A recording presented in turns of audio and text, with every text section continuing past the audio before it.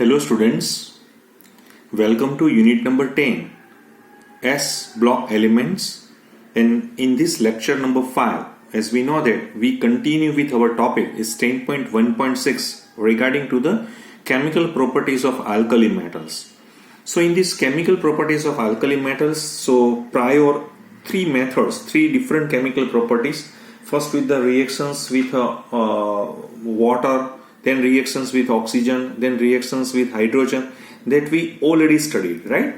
But today we starts with a solution in liquid ammonia. What they given? Solution in liquid ammonia. So according to, because if we add all alkali metals, or sometimes called all alkali metals dissolve in liquid ammonia, solubility may be as high as 5 molar, right? So it's a solubility is more than 5 molar, so giving highly conducting deep blue solution. Once again, all alkali metals dissolve in liquid ammonia, giving highly conducting deep blue solutions. Why this deep blue color is arise, right? So for the explanations for this point, so that these solutions contain ammoniated cations and ammoniated electrons. For example, if the metal which is react with a X plus Y mole of ammonia, so it's converted into M plus NH3 X plus electron who release from metal is also attached with a NH3 Y. यहाँ पे क्या हो गया है, जब भी आपने ये मेटल से आपने एमोनिया यानी लिक्विड एमोनिया में उसको यहाँ पे जैसे उसका रिएक्शंस हो रहा है, तो क्या होगा, मेटल है वो अपना इलेक्ट्रॉन लूज करेगा तो वो M प्लस में चला जाएगा. So now this M plus and NH3 they form such a type of one type of little bit complex compound, and this electron is also further attached with the NH3. तो अभी क्या होगा कि जैसे मैं यहाँ पे आपको बोल रहा हूं कि when ordinary light, right, falls on this ammoniated electrons, they get excited to higher levels by absorbing energy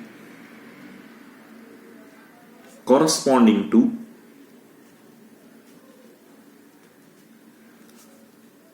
red region of the visible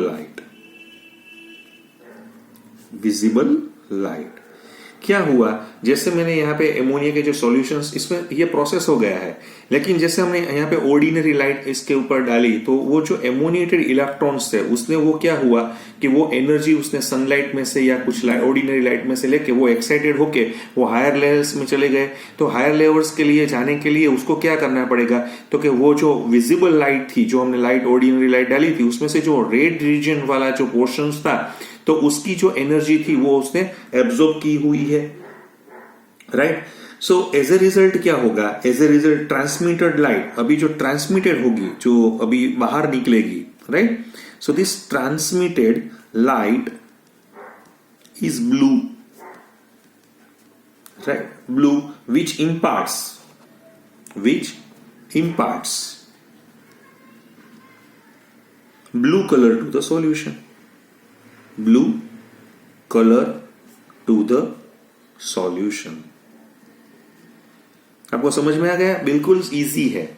जब भी हमें कोई कलर दिखाई दे रहा है तो उसके पीछे ये एब्जॉर्प्शन वाली, एमिशन वाली फिनोमिना होती है कि जैसे मैंने कोई ऑर्डिनरी लाइट उसके ऊपर यहाँ पे डाली तो वो जो एमोनिएटेड इलेक्ट्रॉन थे उसने इस लाइट में से सर्टेन वेवलेंथ की एनर्जी उसने एब्जॉर्ब की, वो हायर एक्साइटेड स्टेट में चले गए, लेकिन यहाँ पे हमें मालूम है कि स्टेबल नहीं हो पा रहे हैं, तो वो अपनी एनर्जी लूज करके फिर से वापिस आ गए. तो एट दैट टाइम उसने ब्लू कलर की जो वेवलेंथ है वो उसने रिलीज कर दी. ताकि हमें जो पूरा सॉल्यूशन है, हम देख रहे हैं कि जो ब्लू कलर है वो उसकी वजह से हमें यहाँ पे मिल रहा है, राइट। अभी देखिए मैं थोड़ी इसकी प्रॉपर्टीज है, some important properties of this blue solutions का भी मैं यहाँ पे आपको दिखाना चाहता हूँ। ये थोड़ी इंपॉर्टेंट प्रॉपर्टीज है वो ब्लू कलर की। अभी देखिए मैं क्या बोल रहा हूं, अभी मैंने क्या किया हुआ है, dilute solutions of alkali metal. जैसे मेरे पास कोई अल्कली मेटल होती है, उसका जो dilute solution in liquid ammonia, right, वो कैसा होता है, तो which is are dark blue in colour, तो वो पूरा डार्क ब्लू होता है।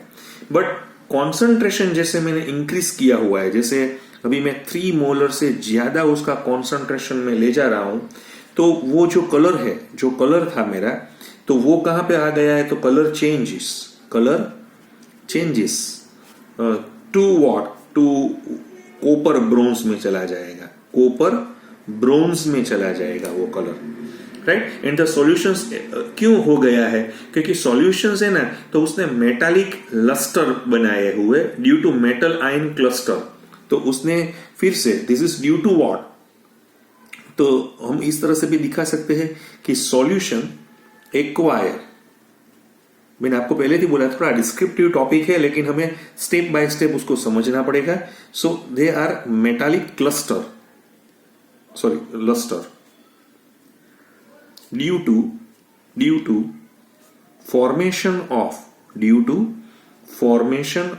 metal ion cluster,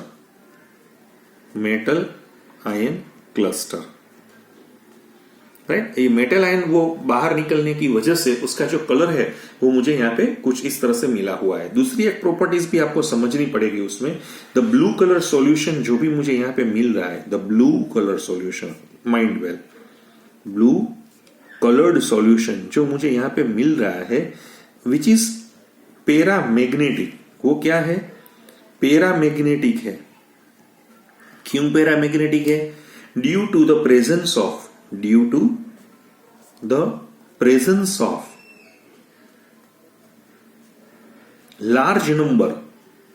large number of unpaired electron, क्योंकि जो अनपेड होता है वो पैरामैग्नेटिक होता है, हमें मालूम है।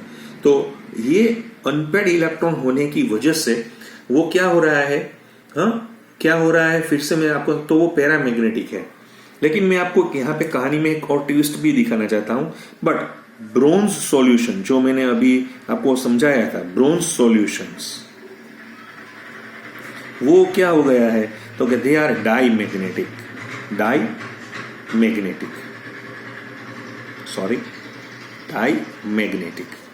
ओके। क्यों इसलिए हो रहा है, क्योंकि इसका रीजन ये है कि due to formation of electron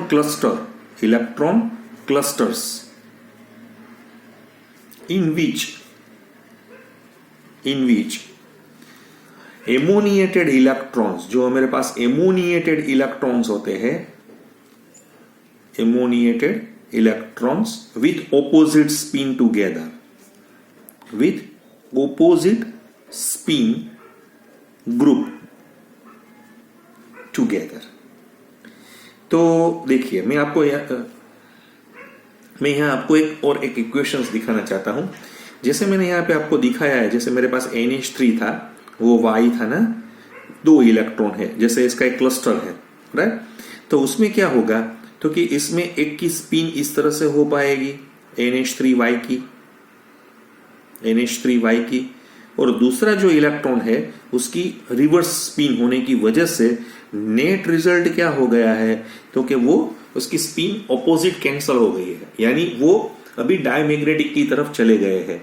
तो आपको समझ में आया, ब्लू कलर सॉल्यूशन था तो वो तो पैरामैग्नेटिक था ना, क्योंकि उसमें large number of unpaired electron थे।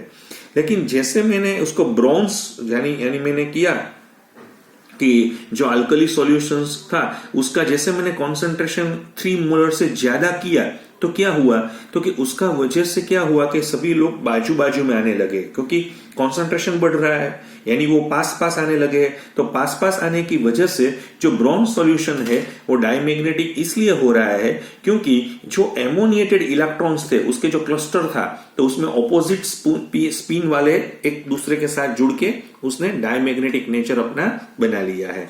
आपको समझ में आ गया? फिर से तीसरा भी एक प्रॉपर्टीज है, ये सभी अच्छी अच्छी प्रॉपर्टीज है। मैं आपको स्टेप बाय स्टेप पूरा डिटेल में दिखाता हूं। आप टेक्स्ट बुक पढ़ेंगे तो ही आपको मालूम पड़ेगा कि सर कितना डेप्थ में जा रहे हैं। समझ में आ रहा है? और मैं कुछ भी नया नहीं पढ़ा रहा हूं, लेकिन आपको कई बार कहीं बच्चे को इस तरह क्वेश्चन होता है कि सर जी आप इतना डीप में जाने की वजह क्या है। मैं इसलिए जा रहा हूं क्योंकि आपको एनटीए का आपका जो फ्रेम स्ट्रक्चर है, right, national test agency, either JW है या नीट है, तो ये जो क्वेश्चन है ना उसमें से यहां से निकाला हुआ था। आपकी एनसीईआरटी बुक में नहीं दिया हुआ है क्योंकि ये रिस्पॉन्सिबिलिटी अभी सर की भी है, क्योंकि मैं साथ साथ जा रहा हूं। जो एनसीईआरटी बुक पढ़े हैं वो 12th बोर्ड के लिए अच्छी है, लेकिन जो आपको कॉम्पिटिटिव एग्जाम के लिए आपको आगे बढ़ना होगा तो यहां से क्वेश्चन निकाला हुआ है, इसलिए मैंने यहाँ पे ये थोड़ा यहाँ पे ले लिया हुआ है। अभी मैं आपको एक और दिखाना चाहता हूं कि मैंने अभी आपको पहले भी बोला था, the solutions of alkali metals, जो मेरे अल्कली मेटल्स होती है, जैसे मैंने आपके पहले भी बोला था कि इन लिक्विड अमोनिया होता है। So they are the good conductors, they are good conductors of electricity. Electricity का कंडक्शन होने की वजह क्या होती है? आयन फॉर्मेशन होता है। सो यहां पे हमें मालूम है कि प्रेजेंस यहां पे क्या हुआ, तो मैंने अभी आपको बताया था। देखिए इसमें क्या हुआ था कि M+NH3 है, तो प्रेजेंस ऑफ एमोनिएटेड केटाइन है और एमोनिएटेड इलेक्ट्रॉन्स होने की वजह से अभी इसकी कंडक्टिविटी क्या है? बेस्ट है। तो ये कंडक्टिविटी की वजह क्या होती है? तो मैंने अभी आपको बताया एमोनिएटेड केटाइन है और एमोनिएटेड इलेक्ट्रॉन्स है। लेकिन मैंने अभी आपको एक और बात भी बताना चाहता हूं, हाउएवर द कंडक्टिविटी डिक्रीज, जैसे मैंने अभी कॉन्सेंट्रेशन में इंक्रीज कर रहा हूं, कॉन्सेंट्रेशन मैंने जैसा इंक्रीज किया तो उससे क्या हुआ, कॉन्सेंट्रेशन इंक्रीज जब भी करने गया तो उसकी कंडक्टिविटी थी जो वो डिक्रीज हो गई। क्यों डिक्रीज हो गई? फिर से मैं दिखाना क्यों डिक्रीज हो गई। क्योंकि जो एमोनिएटेड मेटल केटाइन से जो which are bound by the free unpaired electrons, तो अभी क्या हुआ, दोनों पास पास में आ गए हैं। तो इसकी वजह से क्या हुआ कि जिसकी वजह से कंडक्टिविटी थी वो निकल गई है। So once again the conductivity decrease as the concentration increase because ammoniated metal cations are bound by the free unpaired electrons. तो जो भी केटाइन्स होते हैं उसके बिल्कुल आसपास फ्री अनपेड इलेक्ट्रॉन्स की होने की वजह से, जिसको हम एक्सपांडेड मेटल्स भी बोलते हैं, तो ये वजह यहां पे मुझे दिखाई दे रही है। फिर मैंने आपको एक और भी बात यहां पे दिखाना चाहता हूं, जो ये सॉल्यूशंस होता है, दिस सॉल्यूशंस, राइट, जो सॉल्यूशंस है they are stronger reducing agents होते हैं ये जो सॉल्यूशंस है ना। क्यों? तो कि than hydrogen and hence reducing agents than hydrogen, okay, than hydrogen. तो उसकी वजह क्या होगी? So hence will react with water to liberate hydrogen, यानी वो पानी के साथ भी मिलके उसमें से भी हाइड्रोजन निकाल देगा, क्योंकि वो स्ट्रॉन्ग रिड्यूसिंग एजेंट की तरह बिहेव कर रहा है। समझ में आ रहा है आपको मैं क्या समझा रहा हूं? आपको क्लियर? तो मैं अभी आपको एक और पॉइंट्स में, देखिए मैं आपको इसका भी एक रिएक्शंस दिखाना चाहता हूं। मेरे पास है M+, ये M यानी एमोनिएटेड है, राइट, इसका जो इलेक्ट्रॉन है, और मैंने उसमें NH3 लिक्विड है। तो क्या हुआ, उसने MnH2 करके हाइड्रोजन को निकाल दिया, हाइड्रोजन एज ए गैसेस निकल गया है। तो मैंने अभी आपको बोला था कि वो इसलिए उसकी वजह से क्या हो रहा है, तो कि उसकी वजह से this solutions are stronger reducing agent than hydrogen. तो ये थोड़ी प्रॉपर्टीज थी, अभी और भी है, क्योंकि जैसे मैं आपको यहाँ पे भी दिखाना कि जैसे कोई इंप्यूरिटीज होती है या कैटालिस्ट होते हैं, जैसे Fe है, कुछ भी होते, तो जो ब्लू कलर सॉल्यूशन हमें मिल रहा है तो वो एमाइड में कन्वर्ट होके उसका लिबरेशन ऑफ हाइड्रोजन यहाँ पे मुझे मिल रहा है, लेकिन उसकी कोई बहुत जरूरत नहीं है। तो ये जो पॉइंट था मैंने अभी आपको समझाया, वो था सॉल्यूशंस इन लिक्विड अमोनिया। अभी यहाँ पे बीच में एक पॉइंट 10.1.7 यूजेस है। हम एक बार देख लेते हैं कि उसका यूजेस क्या होता है। जैसे मैं यहाँ पे लिथियम की बात कर रहा हूं। So lithium metal is used to make alloys, यानी जो मिक्स हमारा जो मेटल्स होती है उसके इसकी वजह से जो एलॉयज होती है, तो उसको बनाने के लिए लिथियम बहुत बढ़िया एलिमेंट है। क्योंकि मैं दिखाना चाहता हूं, जैसे मैंने लिथियम और लेड का कॉम्बिनेशन किया, राइट, तो इसको हम क्या बोलेंगे आपको मालूम है? उसको हम बोलेंगे व्हाइट मेटल्स उसको बोलेंगे।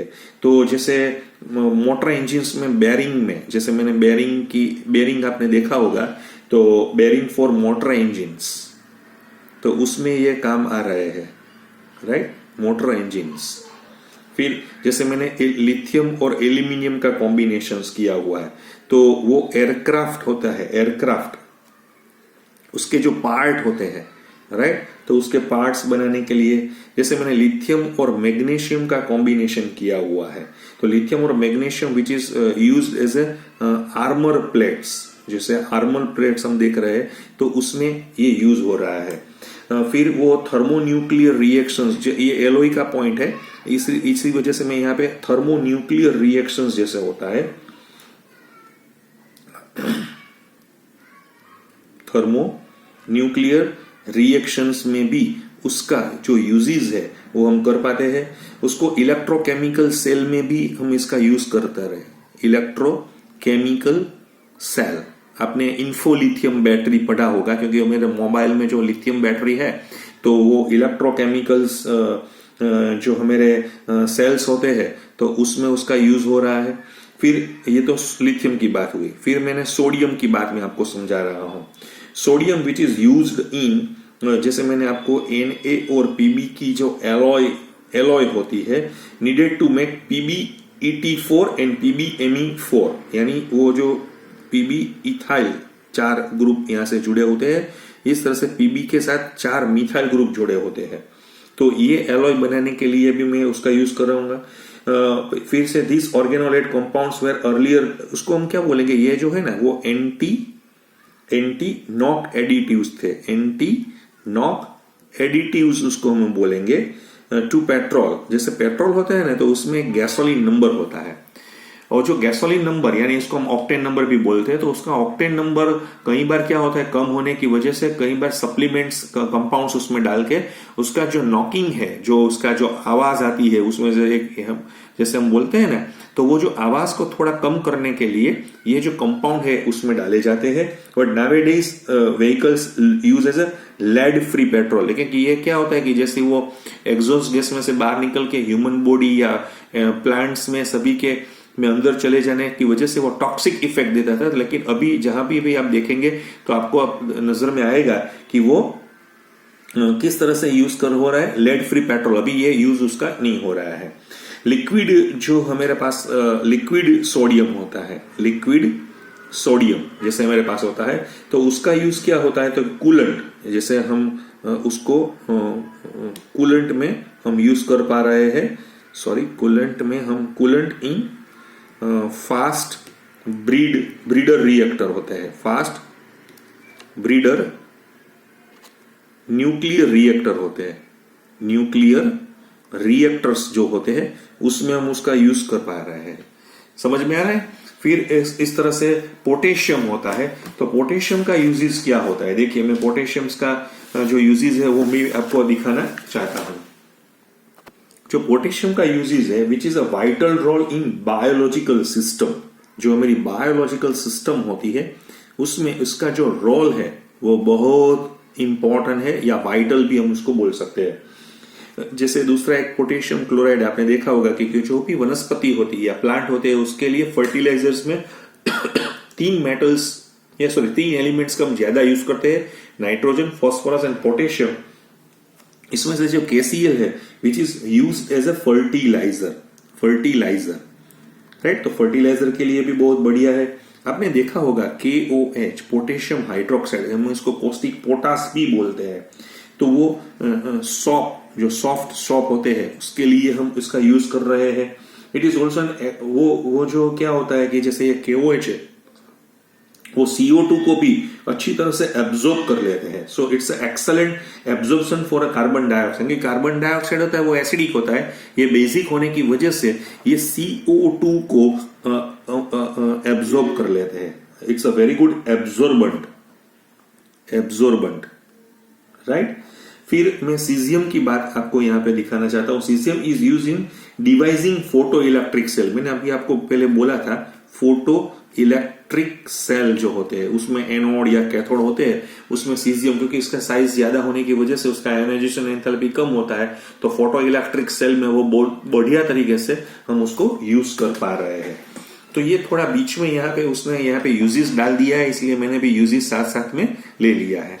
फिर से हम अपनी जो एक इंपॉर्टेंट प्रोसेस है 10.2 उसमें हम चले जाएंगे. जो भी हम देखे अभी केमिकल प्रॉपर्टीज देखी हमने, तो उसको थोड़ा डिटेल्स में उसका जो इंडिविजुअल पोर्शंस, अभी हमने क्या देखा कि सर जी पानी के साथ तो वो हाइड्रोक्साइड बना रहे हैं, ऑक्सीजन के साथ वो ऑक्साइड बना रहे हैं, फिर हेलाइड बना रहे हैं. लेकिन ये हेलाइड में भी हम डिटेल में जाना चाहते हैं, ऑक्साइड में भी डिटेल में जाना चाहते हैं, उसका हाइड्रोक्साइड में भी हम डिटेल्स में जाते हैं. जैसे मैंने एक oxo acid, salts of oxo acid है, तो वो जो है वो प्रोग्राम वो हम स्टेप बाय स्टेप हम यहाँ पे लेना चाहेंगे.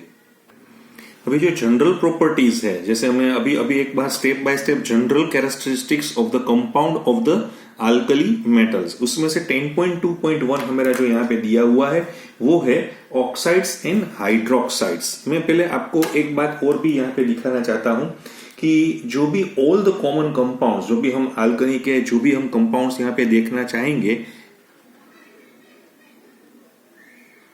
तो वो जो कंपाउंड्स हमें यहाँ पे जो दिखाई दे रहे हैं वो कंपाउंड कैसे होते हैं.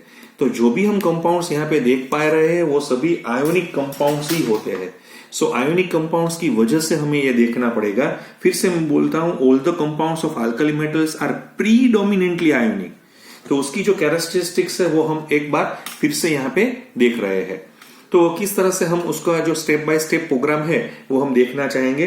देखिए मैं आपको यहाँ पे इस और ऑल द अल्कली मेटल्स, जो भी अल्कली मेटल्स है इसमें मैं आपको यहाँ पे बात कर रहा हूं अल्कली मेटल्स, फिर their oxides, पेरोक्साइड्स,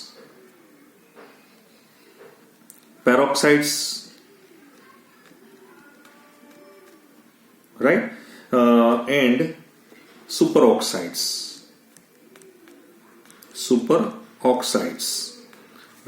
readily dissolve in water to produce corresponding, जो भी उसके corresponding होते हैं वो corresponding हाइड्रोक्साइड्स में चले जाते हैं. हाइड्रोक्साइड्स which are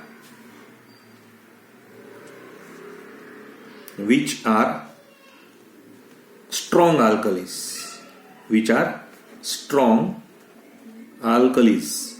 समझ में आ रहा है मैं आपको क्या समझा रहा हूं. जो भी हमारे पास अल्कली मेटल्स है और या उसके ऑक्साइड्स है या पेरोक्साइड्स है या सुपर ऑक्साइड्स है, वो पानी में अच्छी तरह से घुल मिलके उसके जो कॉरस्पॉन्डिंग हाइड्रोक्साइड्स है, या हम उसको बोलेंगे कि hydroxides which are strong alkalis में चले जाएंगे. जैसे मैं यहाँ पे आपको रिएक्शंस के साथ समझाना चाहता हूं. जैसे मेरे पास सोडियम है तो उसका वाटर के साथ जैसे मैंने उसका रिएक्शंस करवाया तो वो उसके रिस्पेक्टिव हाइड्रोक्साइड में चला जाएगा. जैसे मेरे पास सोडियम का एक ऑक्साइड है, राइट, तो सोडियम ऑक्साइड में भी मैंने उसको कन्वर्ट कर दिया है, उसको भी पानी में डाल के, तो वे which is converted into their NaOH. फिर से मैं यहाँ पे सोडियम पेरोक्साइड की मैं बात कर रहा हूं. जैसे मैंने सोडियम पेरोक्साइड से उसका रिएक्शंस करवाया है तो वो NaOH में और फिर H2O2 वहां से रिलीज हो जाएगा.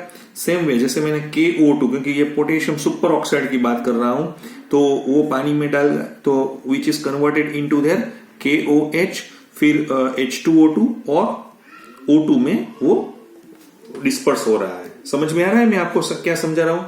जो भी मेरे पास अल्कली मेटल्स है और या उसके ऑक्साइड्स है या पेरोक्साइड्स है या सुपर ऑक्साइड्स है, जैसे उसने पानी में डाला तो उसने वो कॉरस्पॉन्डिंग हाइड्रोक्साइड में चले जा रहे हैं and they are the strong alkalis in nature.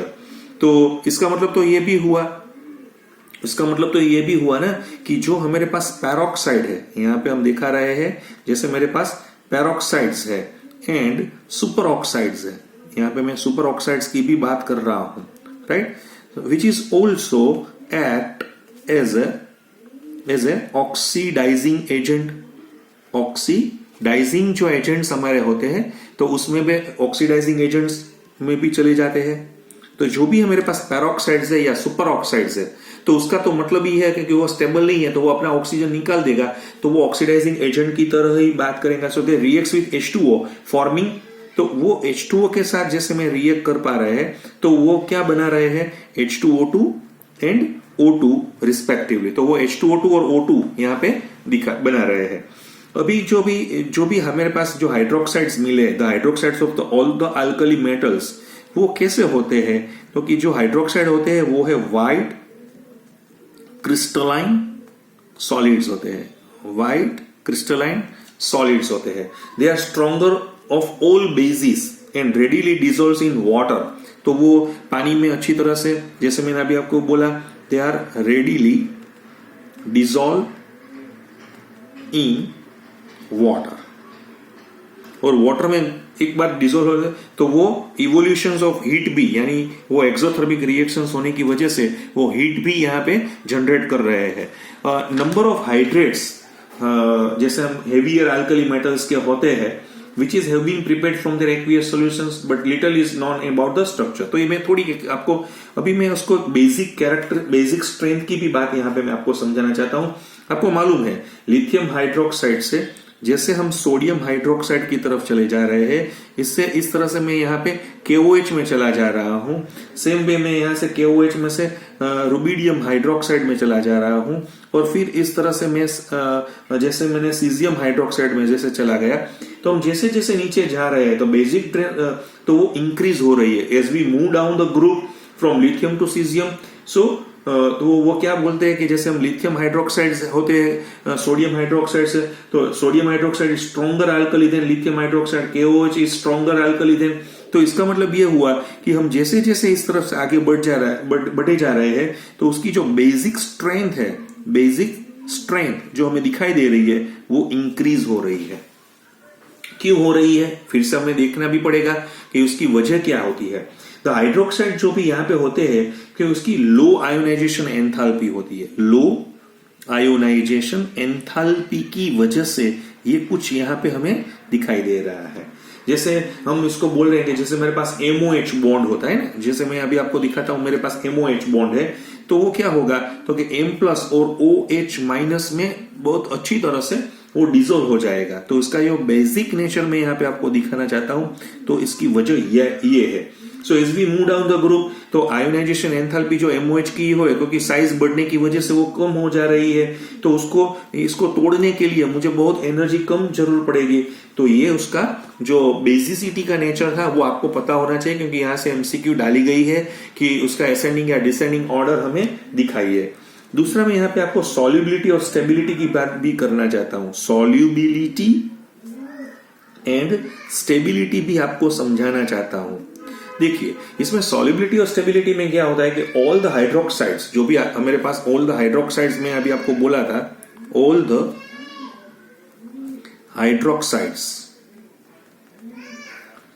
Right, मैं आपको इस तरह से भी दिखा सकता हूं, they are highly soluble in water, highly soluble in water, मैंने अभी आपको बोला था। फिर वो हीट भी और वो थर्मली स्टेबल भी है। एक लिथियम हाइड्रोक्साइड को छोड़ के, जैसे मैंने आपको लिथियम हाइड्रोक्साइड की बात कर रहा हूं, तो उसको हम जैसे हीट में कन्वर्ट कर देंगे तो वो Li2O और H2O में चला जाएगा। So once again, all the hydroxides are highly soluble in water and thermally stable except lithium hydroxide. lithium hydroxide थोड़ा वो अपना हीट की वजह से वो यहाँ पे चला जा रहा है।